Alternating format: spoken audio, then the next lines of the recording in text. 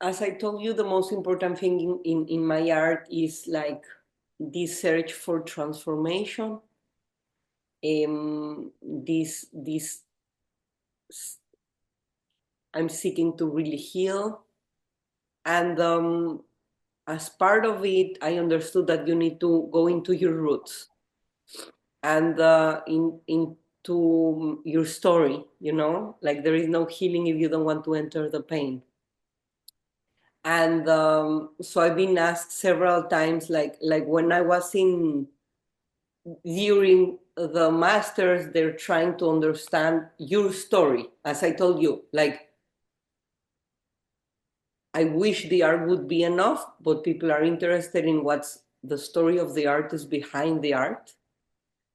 Why if you do the art about the Holocaust? Because your grandmother history, and I'm like, no, I don't want to do a year about that. Like my art is different. I'm in a different route, right? So two times I was asked to do an exhibition about the Holocaust, and I said no until the third time. And the third time I said yes.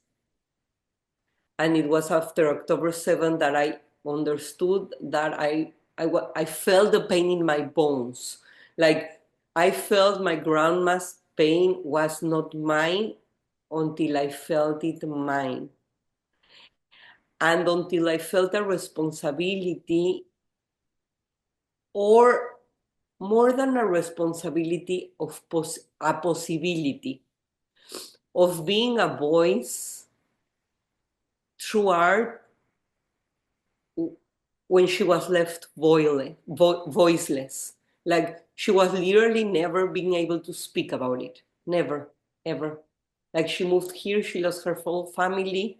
She built herself up, I don't know how, like an example of resilience of how do you continue without you never knowing what happened to your family and never seeing anybody else again? And in a sense, we kind of normalize it in my family. We kind of normalize that was like just normal. She was never able to speak about it. There are two kinds of survivors. The one that like, oh my God, I'm here alive and everybody needs to know about it. And the ones that they have like a lot of survival guilt and they just hide and they just shut themselves or close themselves. So for her was like, why? Why me? Why me? Why didn't I die with all of them? So when I was asked this third time to do an exhibition about the Holocaust, I literally read the email and I cried for 2 days in a row. And I knew I needed to say yes. And it usually doesn't happen to me like that I get the idea. As I told you, I usually don't get the idea or the concept. It's very fractionate how I get my ideas. But that night after that email, I had the title and I had lots of ideas of how to do the work. And the title was Because You Lived. So that immediately came because she felt so much guilt of leaving that I thought the response was because you lived. And because you lived, I am here. I exist now because you lived. And I have the opportunity of being asked to say something through my art, to give voice. So I thought it was a privilege to be able to say what she couldn't. And I put together the whole family, the whole extended family. Because of one life saved, we're 63. We never even counted until I put together the whole family. I did a chat, this is happening.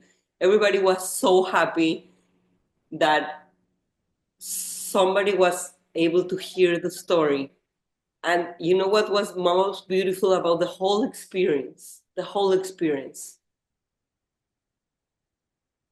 is that we normalized the pain.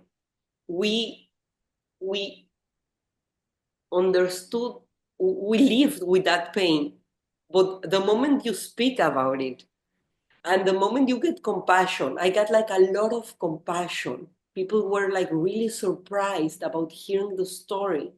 So it was just beautiful to open it up again. And that's what happens with pain. If you open it up and you bring it to the surface, then from there, you're really able to heal. You're really able to speak about it. You're really able to feel it. And then to release it. Because there is no benefit on my understanding of just grabbing into pain. And that's my story. And that's the pain. Like the whole idea for me during this exhibition was, how can I need to show the pain? The pain is real, the pain is there. I cannot hide it anymore. But how can I do it in a sense that it's leaning toward transformation? And can we? Can we really transform? Can we? It's still a question for me, an unanswered question. But I do remember this story that really changed me. And this exhibition that I did about my grandmother made me understand that I need to be more open, that I need to speak more. There was this specific work that I did, and the way I did it, in my work, there are a lot of layers, right? So I'm trying, again, through my work, trying to understand if we can transform in a physical level, and if we can really transform in an energetical level. Can we really become lighter? Can we really heal?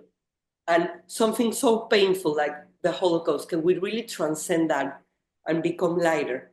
So I had this person with a lot of pain and a story similar probably than mine, and or even harder, right? Seeing this work that I'm doing, where I put so many layers that starts with the most material and dense to the most ephemeral that I would find in that moment, which was fabric. So it was a print in fabric. And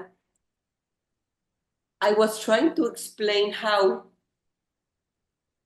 there are some things that are ephemeral and that always gonna be there, and that the soul is gonna always be there. So even though the person is not here, their presence, their energy is still here.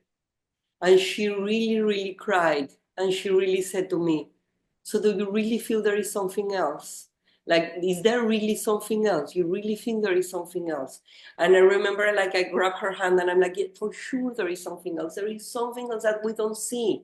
This is very limited, the reality of what we see here. But for sure there is more. And I felt it was just really beautiful that through a work of art, she was able to at least question herself and really connect to the possibility that there is something more to this physical reality that we see. So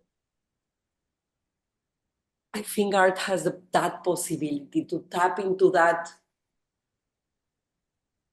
it's beyond materiality. So yes, I'm using the most physical material to tap into the most ethereal and ephemeral reality.